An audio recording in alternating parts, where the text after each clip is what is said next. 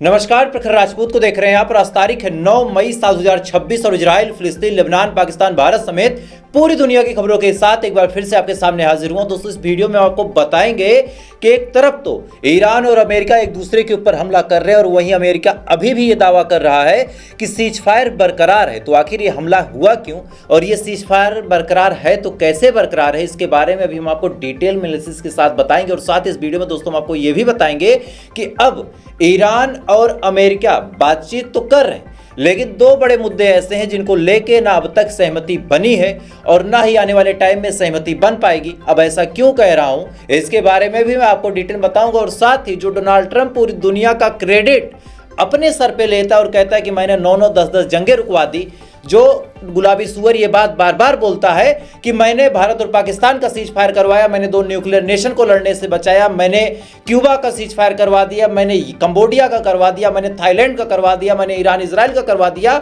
आज वही गुलाबी सुअर एक बड़ा क्रेडिट जाके पाकिस्तान को दे रहा और पाकिस्तान को बहुत बुरी तरीके से फंसा रहा है। ऐसा क्यों कह रहा हूं दोस्तों, इसके बारे में भी मैं आपको भी बहुत डिटेल बताऊंगा। और साथ ही अमेरिका के सर पे चढ़ के ईरान ने अमेरिका के एक टैंकर को जब्त किया है। अब ये टैंकर क्यों जब्त हुए हैं, इसके पीछे क्या कहानी, इसके बारे में भी मैं आपको डिटेल बताऊंगा। यानी यकीन मानिए दोस्तों, एक ही वीडियो में पूरी दुनिया की वो तमाम बड़ी खबरें, जो खबरें आपके लिए जानना बिल्कुल जरूरी है, जिन खबरों को देखने के लिए आप अलग अलग चैनलों पे जाते हैं, वो खबरें हम आपको एक ही वीडियो में बताते हैं। इस वजह से अगर आप चैनल पर नए हैं तो वीडियो को लाइक जरूर कर लीजिएगा, चैनल को सब्सक्राइब जरूर कर लीजिएगा और साथ ही कमेंट में आप इस वीडियो को कहां से देख रहे हैं जरूर बताइएगा। तब तक एक एक करके मैं आपको खबरें बताता हूं। सबसे पहली, सबसे बड़ी, सबसे अहम खबर दोस्तों निकल के सामने आ रही है ईरान से, और ये खबर लगभग 16 घंटे पुरानी है। 16 घंटे पहले आपने देखा और मैंने बताया भी था कि ईरान और अमेरिका ने एक दूसरे के ऊपर जबरदस्त हमले किए और इस हमले में ठीक ठाक नुकसान दोनों साइड हुआ। हालांकि अमेरिका को ज़्यादा हुआ, ईरान को कम हुआ, लेकिन इसके बाद डोनाल्ड ट्रंप एक ट्वीट करते हैं और ट्वीट करके डोनाल्ड ट्रंप ये जानकारी देते हैं कि भले ही हमने एक दूसरे पे हमला कर लिया है, लेकिन एक प्यार मोहब्बत था ये जो हमला हुआ और अभी तक सीज फायर बरकरार है। अब बड़ा सवाल ये निकल के सामने आता है कि अगर डोनाल्ड ट्रंप को सीज फायर का ऐलान करना ही था तो आखिर इतना बड़ा हमला क्यों? अगर सीज फायर सब कुछ स्मूथली चल रहा था, बातचीत हो रही थी, तो आखिर हमला क्यों? तो इसके बारे में अमेरिका ने जानकारी देते हुए कहा कि दरअसल दुबई के ऊपर ईरान ने हमले किए थे और उसके जवाब में हमने ईरान पे हमले कर दिए। आपको याद होगा मैंने आपको बताया था फुजरा जो ऑयल रिफाइनरी है वहां पे ईरान ने बड़ा हमला किया था। उस हमले में ठीक ठाक नुकसान भी हुआ था और इस नुकसान की वजह से दुबई ने ये उम्मीद भी लगाई थी कि अमेरिका और इजराइल ईरान के ऊपर 24 घंटे के अंदर हमला कर सकते हैं। हालांकि ये आंकड़ा जो है 24 घंटे से बढ़ के थोड़ा सा 48 से 72 घंटे के बीच हुआ, लेकिन दुबई ने जो चाहा था वो काम अमेरिका ने किया और अमेरिका ने हमला कर दिया। अब एक बड़ा जेन्युइन सा सवाल दोस्तों निकल के सामने आता है कि आखिर दुबई के ऊपर ईरान ने हमला क्यों किया था? क्या ईरान सीज फायर नहीं चाहता? क्या ईरान ये चाहता है कि जंग चलिए, या फिर क्या ईरान ये चाहता है कि पूरे मिडिल ईस्ट में ईरान गुंडागर्दी करे? ये बड़ा सवाल है जो कई सारे लोगों के जहन में आ सकता है।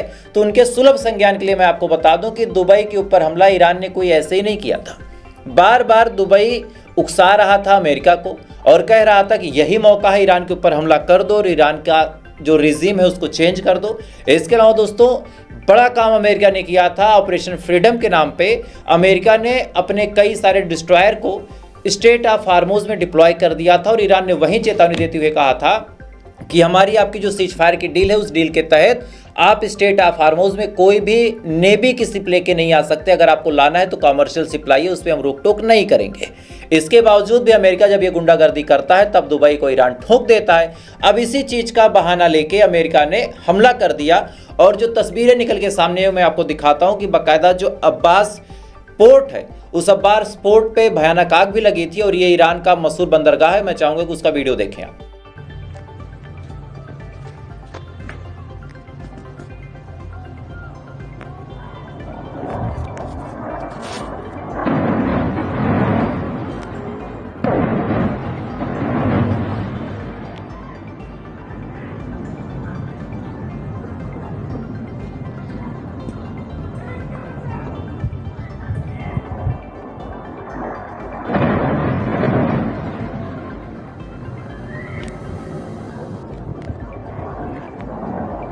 इस वीडियो में आप साफ तौर पे देख सकते हैं कि अब्बास पोर्ट पे बड़ा हमला अमेरिका ने किया। इसके अलावा दोस्तों ईरान के जो डिफेंस सिस्टम है वो रात भर एक्टिव रहे और रात भर उनसे फ्लेयर्स निकलते रहे।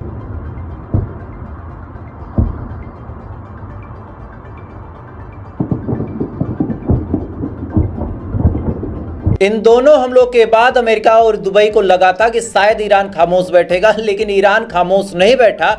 ईरान ने चंद मिनट के अंदर पलटवार किया और इस पलटवार में फिर से दुबई को नुकसान हुआ और कुछ तस्वीरें निकल के सामने आई जिसमें दिखाया गया है कि दुबई का पोर्ट फिर से धुआं धुआं हो गया। और मैं चाहूंगा कि वो वीडियो आप भी देखें।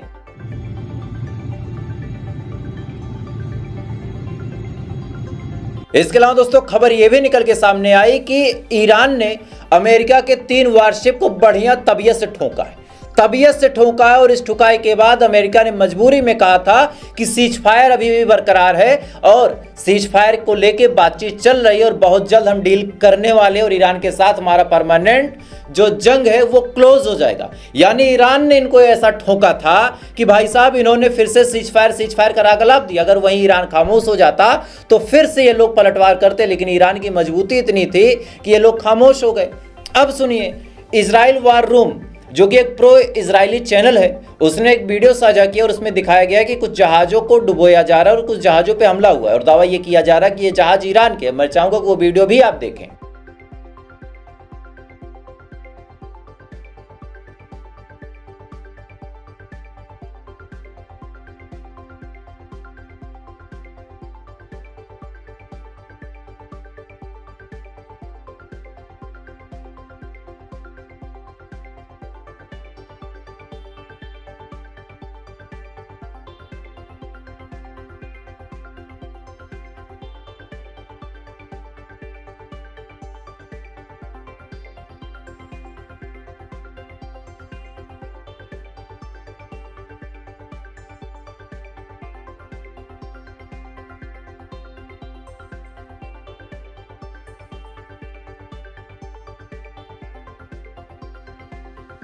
इस वीडियो में आप साफ तौर पे देख सकते हैं कि दावा तो यह किया जा रहा है कि अमेरिका ने ईरान के किसी जहाज को क्षतिग्रस्त कर दिया, लेकिन कहानी दोस्तों इसकी कितनी उलट है अब मैं आपको दिखाता हूं। ईरान ऑब्जर्वर नामक एक बड़ा चैनल है, जी हाँ, ईरान ऑब्जर्वर, जो कि ईरान की घटनाओं को दिखाता है और उसके हवाले से एक वीडियो जारी किया गया है जिसमें दावा किया गया है कि ईरान के IRGC के लोगों ने एक समुद्री जहाज को पकड़ लिया और उसका एक्सक्लूसिव वीडियो जो निकल के सामने आया, मैं चाहूंगा कि वो वीडियो आप डिटेल में देखें।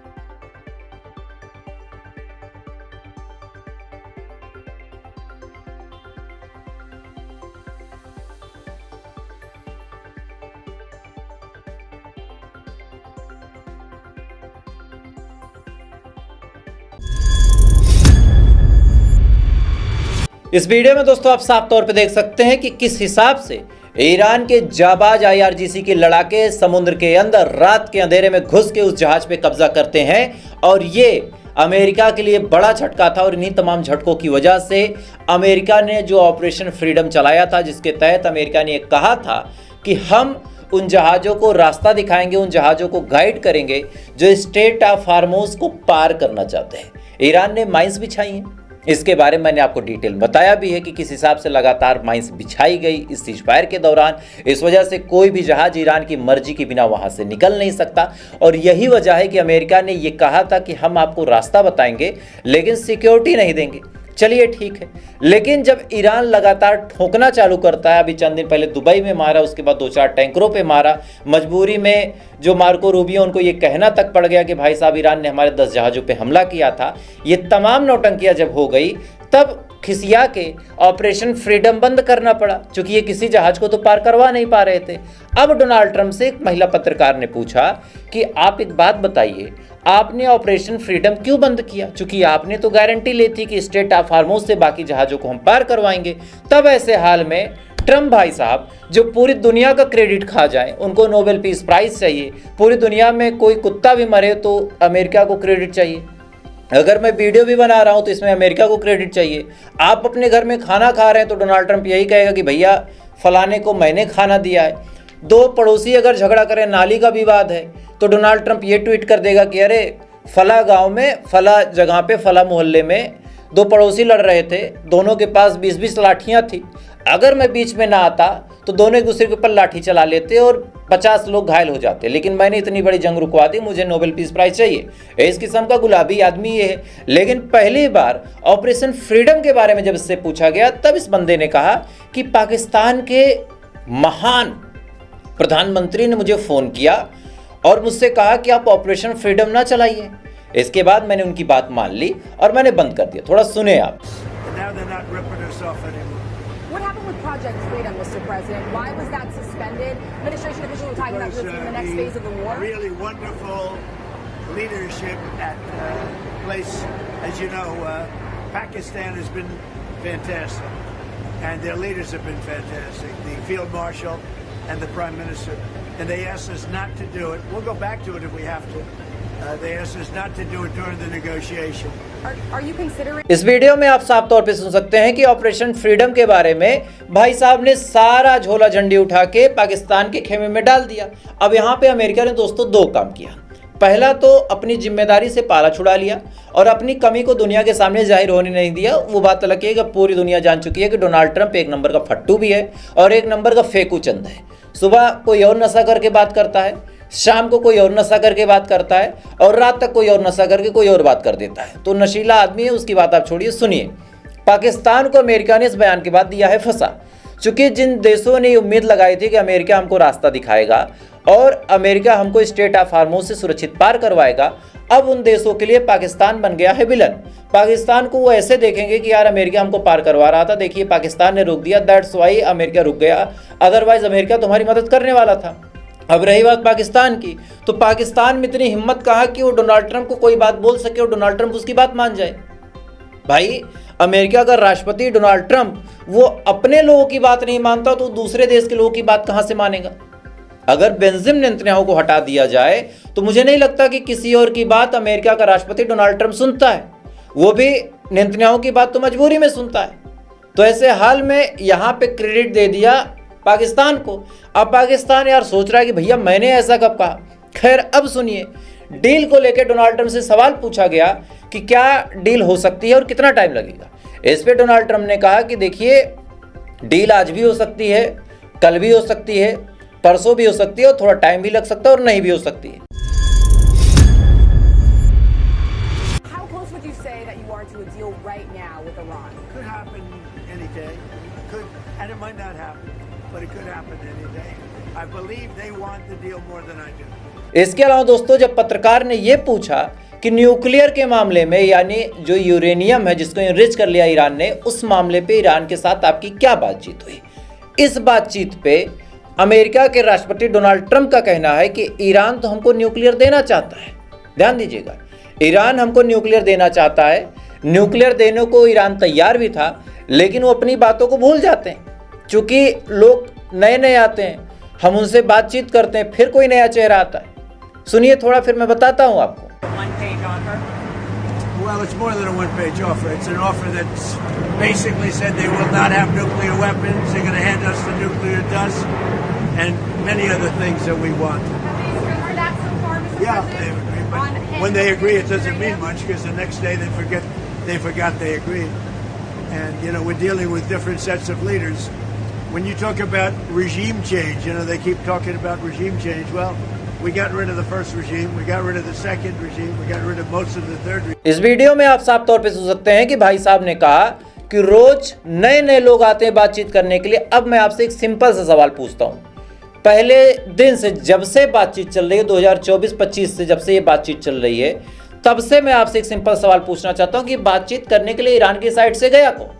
सवाल अगर मैंने पूछा है तो जवाब आपके मुंह से एक आएगा और वो है अब्बास अराची साहब, जो कि पाकिस्तान में भी आए थे, जो कि जिनेवा में भी गए थे, जो कि अलग अलग देशों में, कतर जैसे देशों में गए थे, और जो कि ईरान के फॉरेन मिनिस्टर हैं, यानी जो विदेश मंत्री हैं, बातचीत करने आ रहे हैं। और यही तरीका होता है कि विदेश मंत्री ही बातचीत करता है। ऐसा नहीं कि किसी कॉन्ट्रैक्टर को आपने भेज दिया, अपने दामाद को भेज दिया, जेरेड कुशनर को, किसी सिक्योरिटी ऑफ स्टेट को भेज दिया। भाई वो उस पद के लिए बना ही नहीं है, तो वो कैसे डिप्लोमेटिक बातचीत करेगा।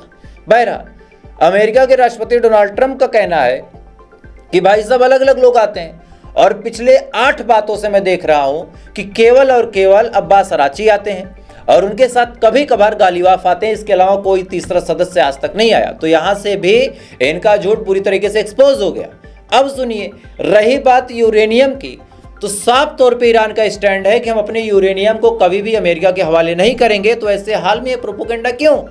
अब सुनिए, जब ये ईरान से बुरी तरीके से पीट दिए गए, जब ये ईरान से बुरी तरीके से लात खा गए, तब ये जाने वाले हैं यूनाइटेड नेशन, और यूनाइटेड नेशन में रेजोल्यूशन लाने वाले हैं कि भाई साहब पूरी दुनिया विरोध करे ईरान का, और पूरी दुनिया को कहना चाहिए ईरान से कि आप स्टेट ऑफ हार्मोज खाली कर दें और न्यूक्लियर के मामले में भी अमेरिका की बातचीत मान लें। अब ये बात तो ये लेके आ रहे हैं, लेकिन इनको एक बात का डर है कि भाई साहब चाइना में भी इंडिया और रशिया, ये 2-3 देश ऐसे हैं जो वीटो पावर का यूज करेंगे। पिछली बार चाइना और रशिया ने कर लिया, इस बार शायद इंडिया भी कर जाए। तो ऐसे हाल में इन्होंने कहा कि यार पूरी दुनिया को, इनडायरेक्टली इन्होंने रशिया, भारत और चाइना को कहा कि पूरी दुनिया को ये बात समझनी चाहिए कि ईरान के पास न्यूक्लियर होना खतरनाक है और स्टेट ऑफ हार्मोज में ईरान का कब्जा गुंडागर्दी है। सुनिए जरा। And we're trying to do something about it diplomatically. We have a resolution at the United Nations that we're trying to move forward, in which the world and the UN will have an opportunity through the Security Council to vote and say we are not going to allow them to mine the straits, we're not going to allow them to try to control the straits, and by the way, you have a bunch of humanitarian aid that's trapped inside the Persian Gulf and needs to be released and has not been able to move. We're going to give the world a chance to pronounce itself on it. And if Russia or China or some other country decide to veto it, then you know what the impediment is. मतलब इनके हिसाब से किसी देश के पास nuclear है तो वो खतरनाक है, कोई देश अपने आसपास के समुद्र पे कब्जा रखता है तो गुंडागर्दी है। लेकिन मैं आपके सुलभ संज्ञान के लिए बता दूं कि पूरी दुनिया में 10 देश ऐसे हैं जिनके पास न्यूक्लियर है, उनमें से केवल एक ऐसा गिरा देश है जिसने न्यूक्लियर का प्रयोग किया था, उसका नाम था अमेरिका। पूरी दुनिया में हजारों देश के आसपास समुद्र है, लेकिन कब्जा करने का काम अगर कोई करता है तो उसका नाम है अमेरिका। वो चाहे कनाडा पे कब्जा करने की बात होगी, कनाडा हमारा 4749वां राज्य बन सकता है, साथ ही क्यूबा पे कब्जा, वेनेजुएला पे कब्जा, तो ये डकैती तो अमेरिका करता है। अब सुनिए, इधर एक तरफ तो ये कहते हैं कि बातचीत बहुत प्रोग्रेसिव चल रही है, लेकिन अभी मैंने आपको शुरू में बताया था कि 2 डिमांड ऐसी है जिसको कभी भी किसी भी कीमत पे ईरान मान ही नहीं सकता। आज उसी की सच्चाई आपको बताता हूं। पहला न्यूक्लियर का मुद्दा तो आप समझ गए कि न्यूक्लियर के मामले पे 0 कॉम्प्रोमाइज करेगा ईरान, 0 कॉम्प्रोमाइज। अब सुनिए दूसरा मुद्दा। आज मार्को रूबियो जो कि सिक्योरिटी ऑफ स्टेट हैं, इन्होंने अपने बयान में कहा कि हम हिजबुल्लाह के मामले में नेगोशिएशन नहीं करेंगे, हिजबुल्लाह के मामले में कोई भी नेगोशिएशन नहीं करेंगे और ईरान को इस मामले पे बात नहीं करनी चाहिए। सुनिए जरा। I mean, Hezbollah is an Iranian agent, 100%. I mean, Hezbollah wouldn't exist without Iran's support.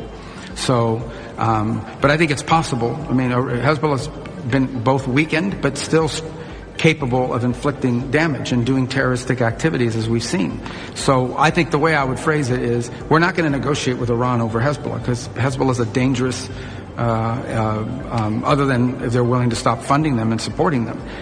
I think our negotiations with Lebanese, our role is with the Lebanese government. Lebanon should be governed by the Lebanese government. It should not have a terrorist group operating within its national territory that poses a threat both to its own people, including the Shia population, and to the government, and to Israel, and to its other neighbors. इस video में आप साफ तौर पे दोस्तों सुन सकते हैं कि मार्को रूबियो का कहना है कि हिजबुल्लाह के मामले में हम कोई भी बातचीत नहीं करेंगे। इधर ईरान की जिद है कि हिजबुल्लाह के अलावा चाहे और कोई मामला होगा तो उस पर तो हम कॉम्प्रोमाइज़ कर लेंगे, लेकिन न्यूक्लियर और हिजबुल्लाह के मामले पे हम कोई भी कॉम्प्रोमाइज़ नहीं करेंगे। अब ऐसे हाल में दोस्तों, चाहे इधर से आप सोचिए चाहे इधर से आप सोचिए, 2 ऐसी कंडीशन जो पहले दिन से अटकी है, हिजबुल्लाह और न्यूक्लियर, अभी तक ये दोनों कंडीशन का कोई निवारण नहीं है। और ऐसे हाल में क्या सीज फायर होगा, या फिर जिस हिसाब से ये छुटपुट हमले हो रहे हैं, ये इस तरफ चीख चीख के इशारा करते हैं कि आने वाले टाइम में जंग और इंटेंस लेवल पे जा सकती है। खैर, जैसा भी होगा दोस्तों, मैं आपको डिटेल में बताता रहता हूं। इस वजह से अगर आप चैनल पे नए हैं तो वीडियो को लाइक जरूर कर लीजिएगा, चैनल सब्सक्राइब कर लीजिएगा, और साथ इस वीडियो को आप कहां से देख रहे हैं कमेंट करके बताइएगा। तब तक के लिए आप अच्छे रहें, खुश रहें, अपना ख्याल रखें, अपने देश का ख्याल रखें। जय हिंद, ऊपर वाला आपकी हिफाजत करे।